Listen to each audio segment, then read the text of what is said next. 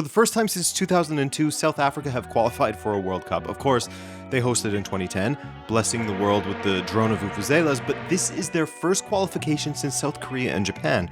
And keep in mind, they managed to finish at the top of their group despite having a 3-point deduction. What a fantastic achievement. Just a quick word though, about a month ago, Peter suggested I do a video on South Africa's qualification and how South African football has kind of bounced back, right? So thank you, Peter, for the suggestion, which I am more than happy to do. Just a quick chat about South African football, because I've had a soft spot for South African football for a couple of years now, which really kicked off when I was researching and constructing my Roots of the Rivalry Soweto Derby video in February of 2023, and speaking to Newo and Shakes Rampidi, who you may know, about Kaizer Chiefs and Orlando Pirates.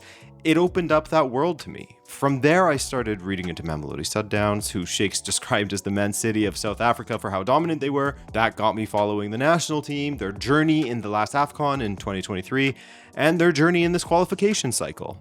I know I have quite a few subscribers from South Africa, so to you guys, a big congratulations. It's been a long journey to get to a point where you can afford to be excited about the state of South African football, from the league to the national team. So let's go through that now on how South African football kind of got back on their feet and boast one of the more exciting teams on the continent. Nelson Mandela and Neil Tovey, and the African Nations Cup belongs to South Africa for the next 2 years.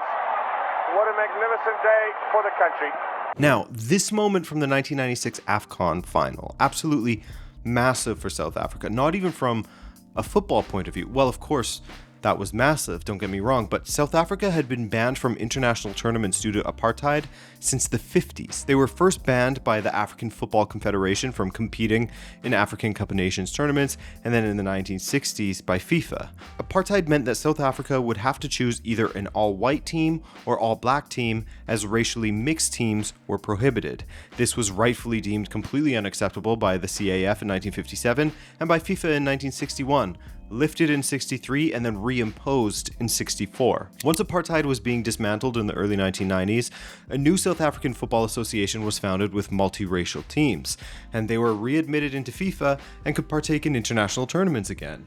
They fell short of qualifying for the 1994 World Cup, but 2 years later, South Africa hosted the 1996 AFCON, and of course, they won it. 2 years after that, they would finish as runners-up to Egypt and qualify for their first ever World Cup in 1998. They would also qualify for 2002, where they would get their first ever win at a World Cup tournament, beating Slovenia 1-0, but finishing third in the group in agonizing fashion. And that would be the last time that we would see South Africa at a World Cup, until they hosted in 2010, of course. But South Africa wasn't the growing power they had once been, as guys from the strong 1990s, late 1990s teams had been aging out. They had a couple of terrible AFCONs in the 2000s, one of which they didn't score a single goal in, and of course, they went out in the group stage at the 2010 World Cup, unfortunately. So that is the quick bullet points version of South African football since the early 1990s. This dip in form is understandable when you consider how the South African Football Association, or SAFA, was only established in 1991. You can get lucky with a generation of incredibly talented players where everything lines up for success. That can absolutely happen. But for sustained success, you need to have better organization. You need to have a strong domestic league to feed the national team. And again, the South African Football Federation was only established in 1991, the new version of it, that is. Speaking of having a strong league, the South African Premiership was only established in 1996, which was a combination of two previous football leagues in South Africa. So when you consider all of that, plus the politics of South Africa at the time, what they had just come out of as a nation, it's completely understandable that their national team took a major dip in form. But as professional football continued to develop, they began putting controls in place to ensure that South African talent was the priority. Look, this is similar to what we've talked about in other videos on Norway and Greece, but the measures put in place by South Africa were some of the most restrictive. Well, that's restrictive is a glass half empty view of it. They were the most beneficial to young South African talent. First off, in the leagues below the top flight, they started implementing various age and South African talent rules, such as back in 2016, the National First Division, below the Premiership, made a rule that 5 U23 South African players must be on the team sheet, and 2 must be on the pitch at all times. These have been changed and adjusted, but not differentiating too much from this directive to give young talent a chance. On top of this, there's also the PSL Reserve League, which is what you have seen in European nations as well. The top clubs have a U23 side that competes in a league against other U23 sides from the league. It was established in 2014 in order to develop South African talent. But what about when they got to the top flight?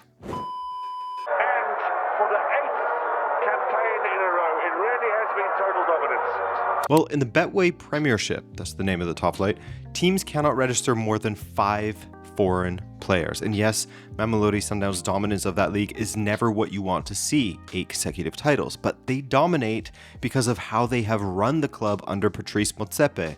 And when the bar has been raised like that, past the former powers of Orlando Pirates and Kaizer Chiefs, then everyone else has to adapt to catch up to them. So the bar had been raised by Sundowns, and now everyone is chasing to catch up, raising their level to do so. Now we're seeing Sundowns do well at the continental level also, so they're leading the way for the rest of their rivals to follow. So you throw these youth initiatives with the growing strength of the Betway Premiership, increased professionalism amongst the clubs, and you begin to see the fruits of their labor in the 2023 Africa Cup of Nations, where South Africa, yes, largely made up of Sundowns players, but South Africa go on a great run, not just winning matches and advancing well, but nearly making the final, losing to Nigeria in a shootout in the semis. They would finish third, however, beating DR Congo in a shootout. Finishing was a bit of an issue in those final couple of matches for them. Their best finish since 1998 when they were runners-up. For the 2025 edition, they do have a tricky group playing alongside Egypt, Angola, and Zimbabwe, but confidence will be high. Now the party can start! Hugo Bros has done it now! This is a team that had a 3-point deduction for making the mistake of playing Mokoena when he was ineligible.